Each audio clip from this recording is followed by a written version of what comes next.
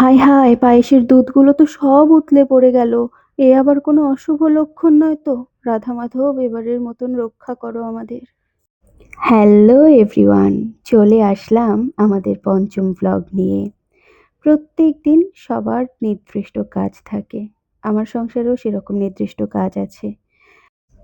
আমার সংসারের কাজগুলো জানো তো ভাগ করা। আমাকে সবকিছু একা করতে হয় তা নয়।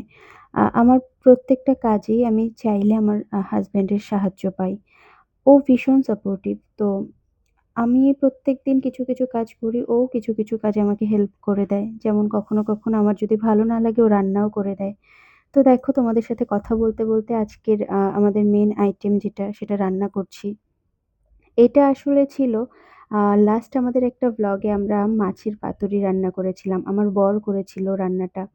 ও ওই ভিডিওটায় ভয়েসও দিয়েছিল। তোমরা কেউ কি দেখেছো এই ভিডিওটা? দেখে থাকলে একটু কমেন্ট করে জানিও। আর যদি দেখে না থাকো, আমি কমেন্টে মাছের পাতুরির ভিডিওর লিঙ্কটা দিয়ে দিচ্ছি। তোমরা সেখান থেকে একবার চেক করে দেখে নিতে পারো। তো ওই মাছের পাতুরি রান্নার সময় জানো তো অনেকটা মাছ অনেক বেশি হয়ে গেছিল। তো আমাদের ইচ্ছা ছিল না দুবার করে করার। কারণ আমরা মানুষ মাত্র ৩ জন। তার মধ্যে আমার ছেলে আদর, ও খুব একটা বেশি খায় না। সেই কারণে আমরা ওই মাছটুকু যেটুকু এক্সট্রা ছিল সেটা ফ্রিজে রেখে দিয়েছিলাম মেরিনেট করা অবস্থায়। তো মেরিনেট করা মাংস হয়, মেরিনেট করা চিকেন, মটন হয়। কিন্তু মেরিনেট করা মাছ আজকে আমি রান্না করছি। অদ্ভুত শুনতে লাগলেও এটাই সত্যি। এই যে দেখো ১ম এ মসলাটাকে কষিয়ে তারপরে তার মধ্যে আবার একটু এক্সট্রা আজকে আলাদা করে আলু কেটে রেখেছিলাম সেটা দিয়ে দিলাম। আর তারপরে মেরিনেট করা মাছটা দিয়ে দিলাম। দিয়ে এই নামিয়ে নিলাম। আ মেরিনেট করা প্রায় ২৪ ঘন্টার বেশি মেরিনেট করা মাছের আ কারি বলতে পারো, ফিশ কারি বলতে পারো বা মাছের ঝাল বলতে পারো, যাই বলতে পারো। আমি নিজে জানি না এটার নাম কি দেবো। তোমরাই একটা নাম দিয়ে আমাকে কমেন্ট করে জানিও যে এটার কি নাম দেওয়া যায়।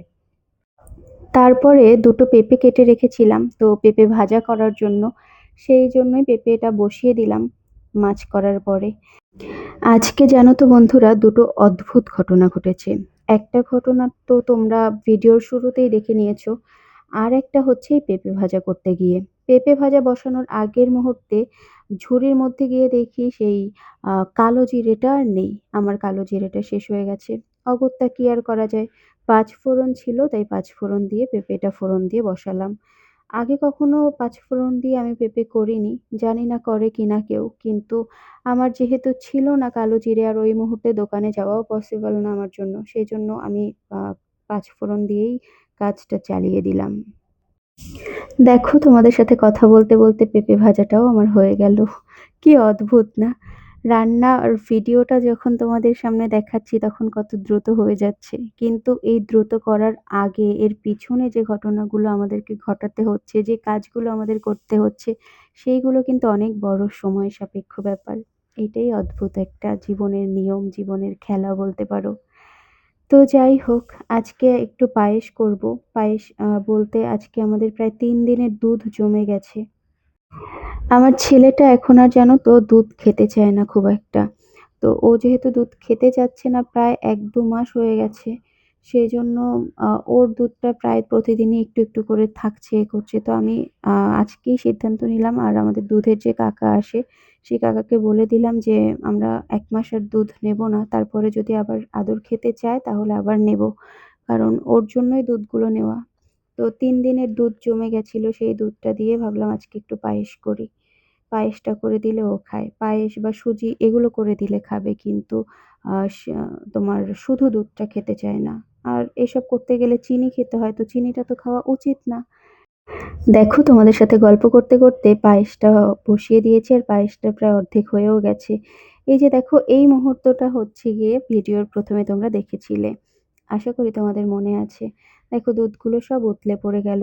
আর এটায় না আমার কোনো দোষ ছিল না। আমি ক্যামেরাটা স্ট্যান্ড করে বসিয়ে রেখে গেছিলাম বলে ভিডিওটা শুট হয়েছে। কিন্তু বিশ্বাস করো আমি এখানটায় ছিলাম না। আদর হঠাৎ করে ও যেখানে খেলছিল আমাকে সেখানে দেখাতে নিয়ে গেল কিছু একটা। তো ওর সাথে কথা বলতে গিয়ে আমার দেরি হয়ে গেছে। এসে দেখি ভগবান এতটা দুধ পড়ে গেছে। যাই হোক আমাদের পায়েসগুলো হয় খুব সাদামাটা। কেবলমাত্র একটুখানি আ কা কাজু বাদাম আর কিশমিশ দিয়ে আমি পায়েসটা করেছি। তেমন বেশি কিছু দিইনি। আর ঘরোয়াভাবে খাবো তো, এই এনাফ। আর সামান্য একটু চিনি দেবো। বেশি চিনি দেওয়া যাবে না, বেশি মিষ্টি করা যাবে না। কারণ আদর মিষ্টির প্রতি অনেক বেশি অ্যাডিক্টেড হয়ে যাচ্ছে। আর বেশি মিষ্টি খেলে আদরের কৃমির প্রবলেম হয়ে যায়। ও তো ছোট সেজন্য। সেই সাথে আমরা দুজনও মিষ্টি খুব একটা পছন্দ করি না। তো এই দেখো চিনিটা দিয়ে দিলাম অল্প করে। পায়েসটা প্রায় হয়ে গেছে। ইস! দুধটা যদি থাকতো তাহলে কত ভালো হতো। অনেকে বলে যেন দুধ পড়া পায়েসের থেকে আরকি ক্ষতি হয়, অমঙ্গল হয়। কিন্তু ইচ্ছা করে তো পড়েনি, কি করব? ভগবানের কাছে শুধু প্রার্থনা করেছি যে ভগবান যেন কোনো বিপদ না আসে। কারণ বিপদের তো শেষ নেই। তারপরও যেন সবকিছু সুন্দর স্বাভাবিক থাকে। জীবনটা যেন সুন্দর ছন্দে গতিতে চলে। আর যত কষ্টই দাও, সব কষ্ট যেন সহ্য করার ক্ষমতাটুকু দিও। যত বিপদই দাও, সেই বিপদটা মোকাবেলা করার সাহসটা দিও। এই প্রার্থনাই করি সবসময় ভগবানের কাছে। তো দেখো তোমাদের সাথে গল্প করতে, করতে খাবার টেবিলে খাবার সাজিয়ে আমরা চলেও আসলাম। খাবার খাওয়া শুরু করে দিয়েছি। তোমাদের মনে অনেকের প্রশ্ন হতে পারে যে আদর কেন ভাত খেতে বসে না? আমরা ৩ জনই খেতে বসি একসাথে, কিন্তু আদর না খেয়ে আদর এরকম চামচে করে সবসময় ওকে অল্প, অল্প কিছু দিই। আর সেটা হচ্ছে ভাত ছাড়া অন্য কিছু। তার কারণ হচ্ছে আদরকে আমরা ভাত খাওয়ানোর আগে ঠিক আমি রান্নার মধ্যেই ওকে একটু, একটু করে খাইয়ে দিই। আর রান্নার পরে যেই সময়টায় ও খেতে বসে এটা জাস্ট একটু চাটনি হলে, আচার হলে বা এরকম পায়েস বা যদি কোনো ভাজা করি সেই ভাজাটা ওর খুব ভালো লাগলে সেই ভাজাটা ও শুধু খেয়ে নেয়। এইভাবেই ও পাশে বসে খায়। কোনো, কোনো দিন আবার যখন আমি একা খাওয়াই তখন আমাদের ভাত খাওয়ার পরে ওকে খাওয়াই। যদি আরকি ভাত খাওয়ার আগে ওকে যদি আমরা না খাওয়াতে পারি তাহলে আমাদের খাওয়ার শেষে ওকে নিয়ে খাওয়াই। তো দেখো পায়েস খেয়ে আমার বরের রিঅ্যাকশনটা। মাছটা খেয়েও খুব সুন্দর রিঅ্যাকশন দিয়েছে। তোমরা কেউ খেয়াল করেছো কিনা জানি না। আর ও তো বলল খুব সুন্দর হয়েছে। ওর রিঅ্যাকশনটা দেখলেই তোমরা বুঝতে পারবে আশা করি। তো ঘরোয়াভাবে করলে সাধারণভাবেই আমরা সবাই চাই হাইজেনিক ভাবে হেলদি একটা ফুড খেতে। সেরকমই আমি করছি।